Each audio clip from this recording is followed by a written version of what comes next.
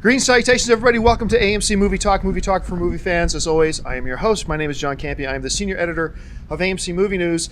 And today is a little bit different. We are thrilled today to have some special guests in here to talk about a new movie that's opening up, Sinister, which opens in AMC theaters everywhere on October 12th. I think you can get your tickets online now. If not, you can soon. Make sure you check amctheaters.com for your tickets. Saw it the other night. Creepy as hell.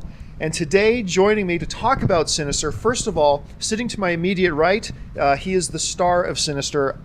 I've never seen him in a straight-up horror movie before, and I was thrilled to see him in it, Mr. Ethan Hawke. Ethan, thanks so much for being here. Thanks for having me. Sitting next to Ethan, he is the director of Sinister, and you've also probably seen another horror movie he's done recently, The Exorcism of Emily Rose. Scott, how you doing? Thank you so much for being here. Good to be here. Sitting next to Scott, he is the producer of Sinister. He's also been a producer on other horror franchises that you've seen numbers of times. First, Mr. Jason Blum. Jason?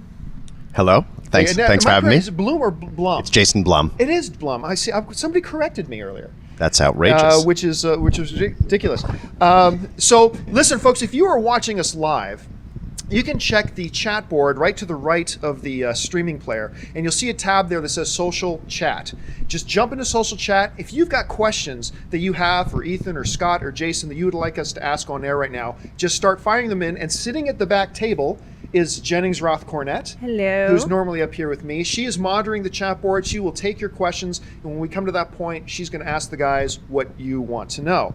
Until that time, though, I've got a few questions myself. Ethan, let me start with you. As I've mentioned, I can't recall seeing you in a straight-up horror film before. Was there any apprehension on your part to get involved with this because of that genre difference? And what was the attraction for you when you were first looking at this that made you want to be a part of Sinister? Well, let's see. Okay, how do I answer that question? When I was 13, I did my first movie, and it was Explorers, and I was taught about the movies by Joe Dante, who had been a film director totally a part of Roger Corman's wheelhouse. He had directed The Howling and Piranha, and he had these very, very strong theories about what makes a good genre film and how important they are. And he didn't think of them. He preferred B movies to A movies, particularly if they were done well. And part of it had to do, in his mind, with A, the quality of the acting, and B, that to truly be punk rock, you had to have a subversive message to the film. It had to first of all be scary. Right. Or that's the genre. If the genre is horror, it has to be scary. And then it also has to have a subversive theme. And so I'd always wanted to do one. But the problem is a lot of the ones that are really successful don't necessarily require acting to be of a certain degree. Obviously, a lot of the best ones have great performances. But so my friend Jason loves horror movies and has been making them and was coming at me and saying, you should really do one. And I basically said, well, when you have a great filmmaker and a great script, let me know. And he did turn down quite a few. Not that they weren't great filmmakers previously, but he did turn down. I kept knocking on his door, and he kept closing it in my face. And he said to me, he called me up, he said, I think I've met a filmmaker that you're really going to like. And I met Scott, and Scott, the way that he talks and thinks about movies was so much in line with the way that I've been educated about movies. And I recognized a really serious filmmaker right away, and so I wanted to be involved. Jason, let me ask you this. Having worked on projects like Paranormal and things like that, we see a lot these days, which has really made popular the subgenre of the found footage film. One of the things that I found most fascinating about Sinister, that I don't think I've ever seen before personally, was it's a real hybrid of the linear narrative with the found footage subgenre mixed together really effectively. What was the key, do you think, to making that type of a hybrid work? I wish I could take credit for that. I think Scott's the one who made that work. The only credit I can take for that is that I was really compelled by the idea of mixing very old footage with a traditionally shot movie. And I liked a lot of things about the story when it was pitched to me, but that was something that I liked a lot. But Scott was able to really figure out how to make that work in the context of the movie. Can I give you a compliment, Scott? No. No, go ahead. I'm going to change my Well, mind the on other that. thing is that a lot of the found footage movies, they, in an attempt to go for naturalism and to create something scary around being, uber naturalistic with this found footage, they give up a kind of poetry and a cinema quality. Right. And your use of Super 8 and these movies, they're so cinematic in a way that a lot of the other found footages aren't. When you first showed them to me, I got so excited about the movie just because I could really, for the first time, see the movie in your head. And there's kind of an elegiac quality to them that the other found footage movies don't have. It's the reason why I can't imagine myself ever making a straight up found footage movie, just because of what I like about cinema, and that found footage movies have little or no score, usually no score, and they're shot with video cameras meant to look like video cameras, and I like the filmic quality of movies and sound design and all the things that you can do with cinema. And with this movie, when my writing partner Cargill brought the idea to me, what was immediately interesting to me was that it's not a found footage movie. It's a movie about the guy who finds the footage. Right. And I thought that was cool, and I thought that was a good place for this genre to evolve to. And Scott was, when we were making the movie, Scott was happily really insistent on doing that part of the production first, which he got a lot of resistance to because it was slightly more expensive, and it turned out to be exactly the right thing to do, to have that so Ethan could see it. To me, because I got to actually sit there and you could just play it for me and film me watching it, and that was so his reactions to the films are his reactions to the films. It's Right. great, Yeah. really as opposed to talking him through. This is Now what it's gonna be when I do it in post. One of the things that I really appreciate about this movie so much is that, I've said for a long time, if you're going to make a comedy movie, you can get away with a lot of mistakes if you make the audience laugh. If you're going to make a horror movie, you can get away with a lot. But the key thing is the unforgivable sin is not to make it scary. And one of the things I loved about Sinister is that a lot of horror movies will rely on a certain type of scare. They'll either go just for the psychological scare, or they'll go for the jump out of your seat kind of scare. And I found that you took the walls out. As I'm sitting there watching Sinister, I'm realizing there are a lot of different levels of scare in this film. Roth, who was sitting at the table back there, as a matter of fact, I'm sorry, I'm going to let this out. She was sitting beside me at the screening, and every time I wanted to look over to her to kind of mention something, she was like this. She had her face covered most of this movie.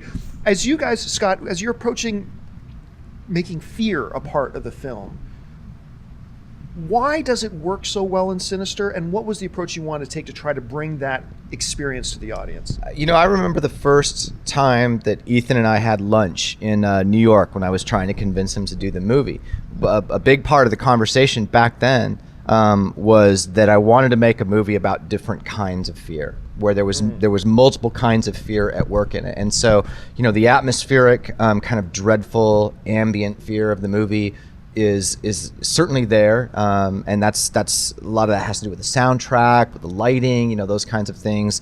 There's definitely some big jump scares in it, but they're earned. I like a good jump scare as long as it's not a false scare or a cheap scare. But I think that that the films that are in it, the Super 8 films, there's a voyeuristic quality in them that is a different kind of fear, because it's almost like the fear of, I shouldn't be watching this. It feels there's a wrongness to it in a disturbing way. And then for me, the deepest layer of fear, and I think the most interesting layer of fear, is the fear in Ethan's character, because he's a guy who's driven by his fear of losing his own status. And there is something about a guy who is so gripped by his own fears of not mattering enough in the world, or losing his fame and fortune.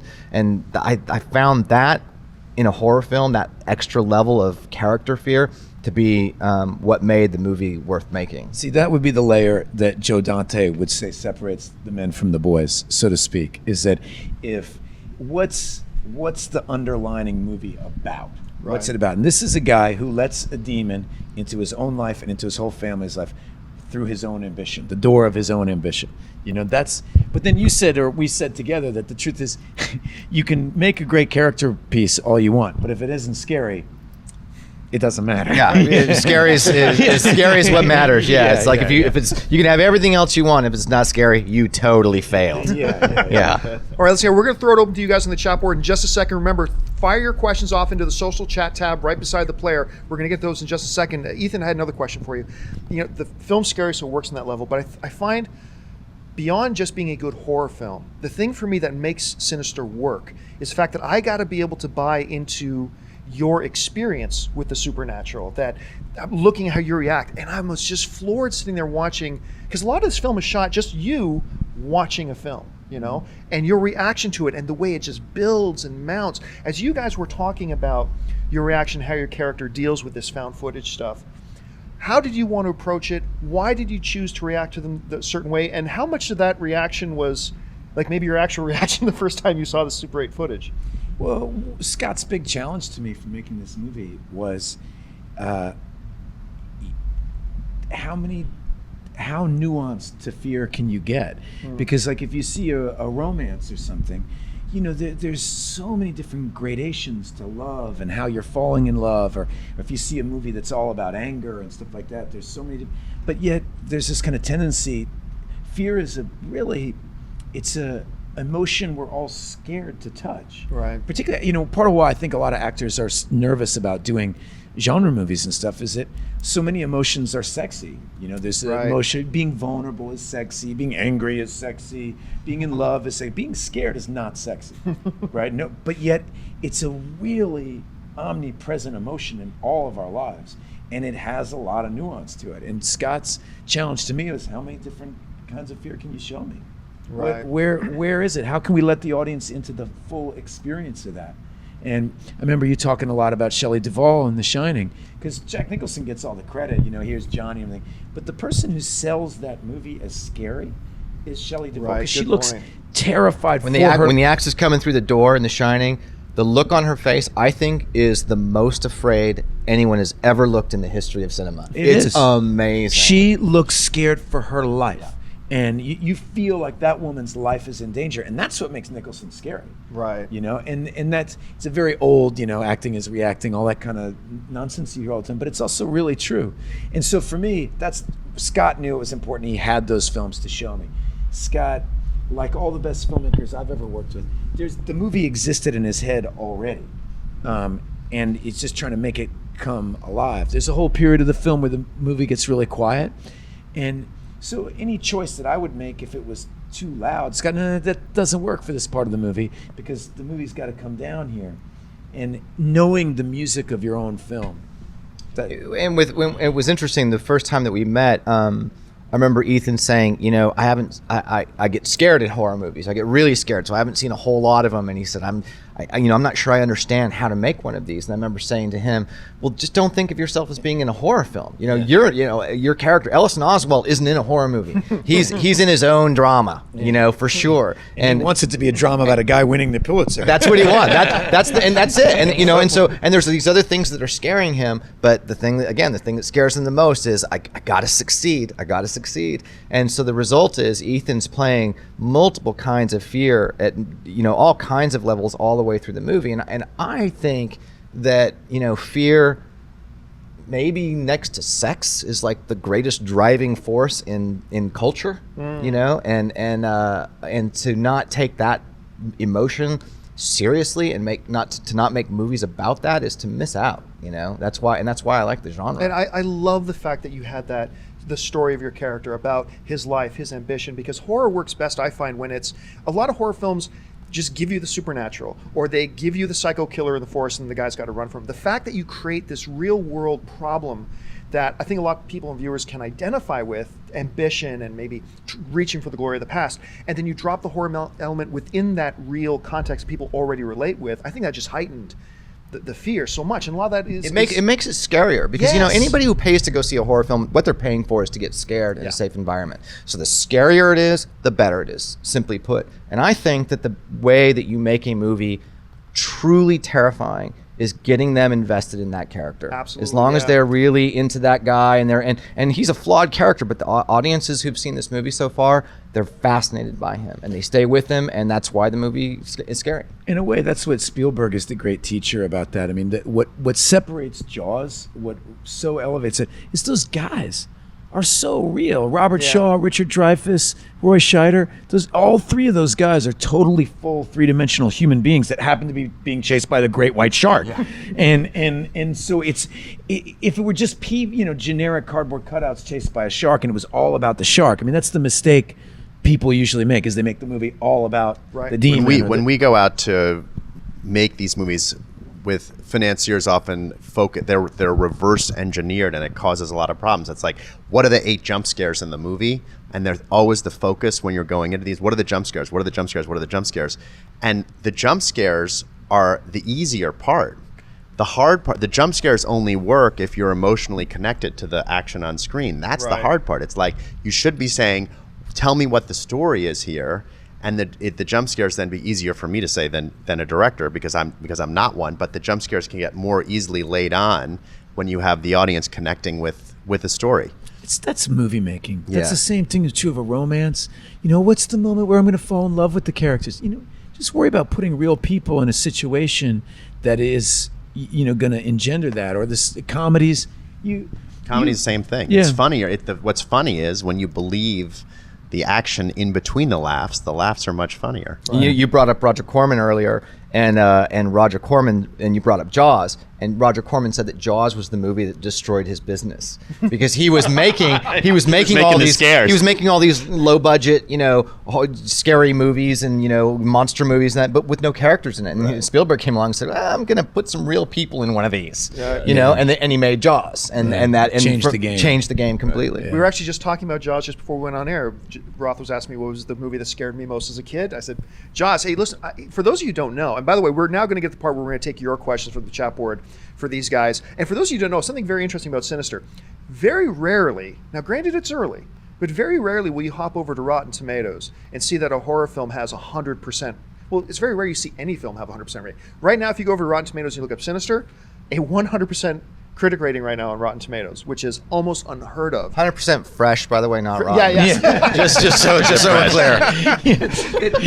We're very proud of that. We're very proud of that. Not just spin here. So Roth, what do we have in the chat board right now? Well, we have some questions coming in. Magnus Rex said, wow, that's a really interesting point about fear. And I absolutely have to agree. I think the movie does a great job of illustrating the different kinds of fear that we all let run our lives. So the question is for Ethan, what are you using to access those variances in fear? I mean, are you at a certain point thinking of something that's physically threatening, something that's emotionally threatening? Like, how do you sort of access the different aspects of fear? Yeah, it's a really smart question. It's one that I'm always hesitant because I don't think, I mean, obviously you asked it, so you're interested in it. I always worry that whenever actors start talking about something Uta Hagen said or something that nobody really wants to hear, the older I get, the more childlike I try to approach all these things. That the more available and awake and present you can be to just what Scott said. You're not in a horror movie; it's happening. It's really happening. It doesn't matter if you're doing a scene, where if doing some scene in White Fang with some dog, this got to be your dog, and you got to love this damn dog, and you got to really try to say goodbye to the dog. It's all so simple, and the more you can fully inhabit your own imagination, the more alive that comes for the audience, and it's very hard to do. It's so simple, but it's really, really hard to do because our imaginations collectively are so much more powerful than our intellect. Anything I can think of, wouldn't it be great if we did this and that? Yeah, it might be. But really what's great is to be in a room with talented people and to just play and hope that something, then when the light, we had a lot of fun making this movie and there's a lot of iconic imagery at play. This movie plays with all of it. The attic, the man watching movies he shouldn't be watching, the tree. There's some ancient scary imagery that Scott is evoking. And if I just give over to that, usually it happens by itself. Here's a question, actually. I have this question because I understand that this was inspired by a dream by Robert Cargill with the first image of this film. If you guys see it, you'll see it's terrifying. How did you guys collectively come up with the following images that we see in the film? Because they're all equally terrifying. Well, yeah, my writing partner, Cargill, saw the movie The Ring and had a night. He did what you're not supposed to do, which is he came home from seeing The Ring and then took a nap, which is true story. And he had a nightmare about going up into his attic and finding a box of films and watching the first film, and it was the opening scene from this movie. And so we had to get 5 more into the movie. And I'll give him credit where it's due. I remember I was working on other scenes in the movie, and I said, why don't you just go away this afternoon and see how many ways you can think of killing people, and just send me back a long list. And he did it. And he took like 6 or 7 hours and sent me back a list of 35 horrible ideas of different ways that people could be killed on. Yeah, exactly. Yeah. We both went on the most wanted list immediately. No, but I took some of the ones that I liked the most, and then we sort of split those up and started working on them. And they all work in different ways. And so far from audience reactions and from the test screenings and all of that, they seem to be the things that connect the most with the audience in terms of what's disturbing about the movie, and what's deeply unsettling and deeply frightening about the film.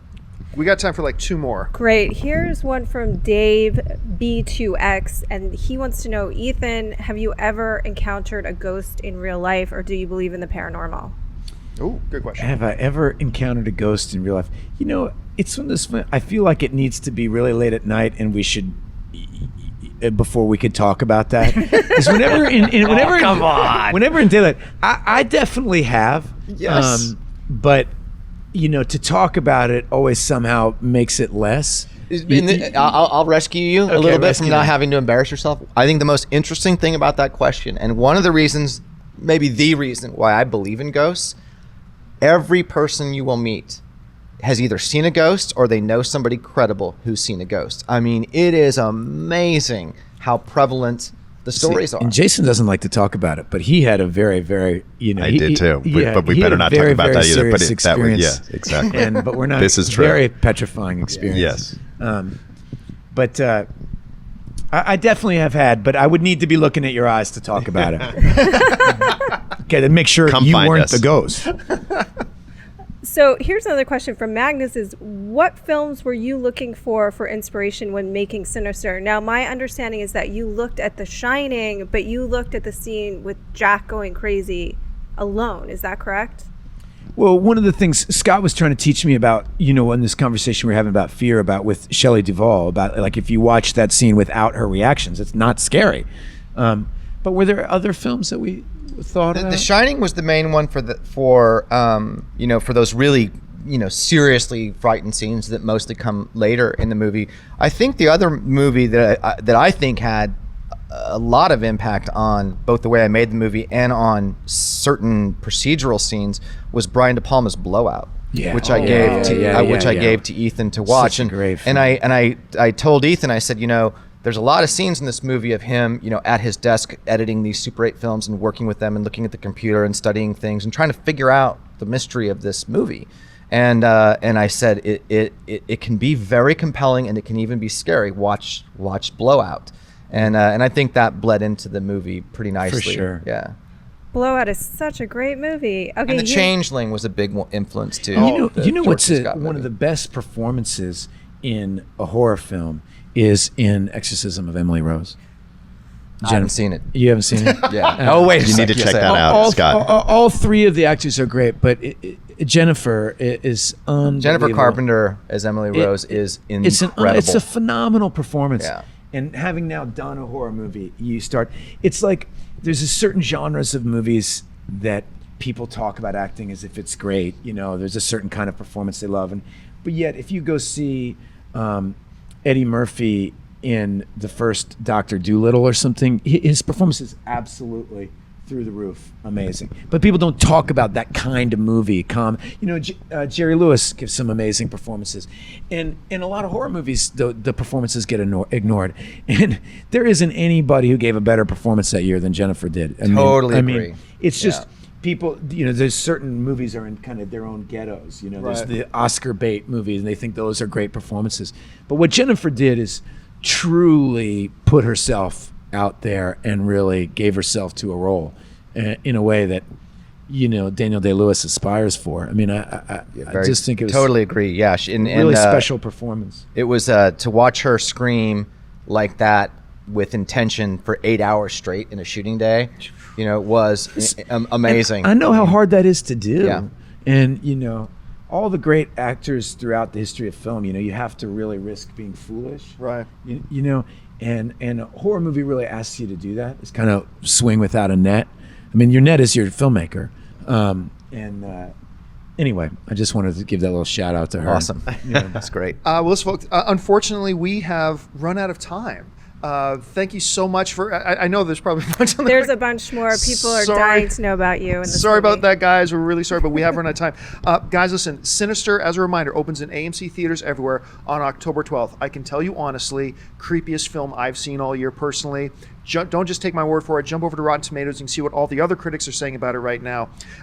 Ethan, wonderful performance in the Thank film. you. You sold the film to me. Scott, I think this is now my favorite film of yours. Actually, I loved this movie. Jason, again, great job. Congratulations. Where can we find any of you guys on Twitter, by the way? Jason, let's start Yeah, with we're you. at Blumhouse, and we have a Facebook page too. All right, we'll make sure we'll put that up in the show notes. Great. I'm at Scott Derrickson, my name. And anybody who emails me questions who didn't get through, I promise to answer them all. Yeah, me too. We will answer all of your questions. Send them to Jason. Yes, I'll answer all of We Ethan's can't just put your questions phone too. number It's down at, at the bottom? at Yeah. Blumhouse. Send them to Jason. Send them will to send me. them to me, and I'll answer any Yes. questions. It just might take a day. Guys, thank you so much for joining us. Make sure you check out AMC Theaters on YouTube, which is youtube.com/AMC Theaters. To check this video again later, in case you've joined us late, you can see the entirety of the interview there. Thanks again for joining us. Thanks to Roth. Thank you to Dennis over there who's running this thing. And thank you again to Ethan, Scott, and Jason. Don't forget, go and check out Sinister. It is worth the time. My name's John Campy, and until next time, bye-bye. Bye-bye. Thank you. If you enjoyed this video, please click the like button below. Subscribe to our YouTube channel, follow us on Twitter, Facebook, and join us at amctheaters.com, and watch one of our other AMC Movie News videos below.